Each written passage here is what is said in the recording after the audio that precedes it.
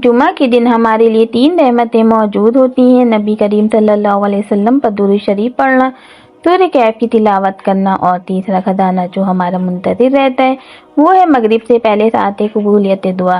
बस या रब्बुल आलमीन इन रहमतों को हमारे नसीब में लिख दीजिए, आमीन। घर में दाखिल होते ही बच्चों से नमाज का एहतिसाब करना।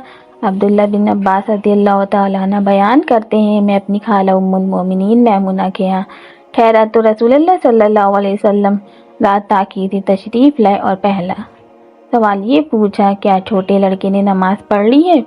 अब्दुल्ला बिन उमर फरमाया करते, जब बच्चा दाएं और बाएं जानिब में तमीज़ करने लग जाए तो उसे नमाज सिखलानी चाहिए। दीनी खिदमात की तौफीक होना अल्लाह ताला की मशीयत के ताबा है। अल्लाह अकबर कबीरा। अल्लाह हम तमाम को तकवा के साथ ज़िंदगी गुजारने की तौफीक फरमाए। जन्नत में बहुत से ऐसे घर होंगे जो ज़िक्र इलाही के सबब बनाए जाएंगे, लिहाजा कसरत से अल्लाह का जिक्र करें। जिसने नमाज की पाबंदी की तो वो उसके लिए रोज़े क़यामत नूर, दलील और निजात होगी, और जिसने उसकी पाबंदी ना की तो रोज़े क़यामत उसके लिए ना नूर होगा, ना दलील और ना निजात, और वो कारून, फिरौन, बामान और इब्ने बिन खलफ के साथ होगा। इलाही दिल सख्त हो जाए तो गुनाह नहीं लगता, गुनाह महसूस हो भी जाए तो दिल उस पर लरसता नहीं। या इलाही दिल की ऐसी सख्ती से पनाह मांगती हूँ।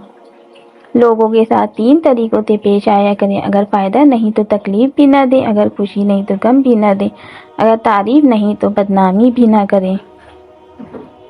और जब इंसान को कोई तकलीफ़ पहुँचती है तो वो लेटे बैठे और खड़े हुए हर हालत में हमें पुकारता है। फिर जब हम उसकी तकलीफ़ दूर कर देते हैं तो उस तरह चल खड़ा होता है जैसे कभी अपने आप को पहुँचने वाली किसी तकलीफ़ में हमें पुकारा ही ना था।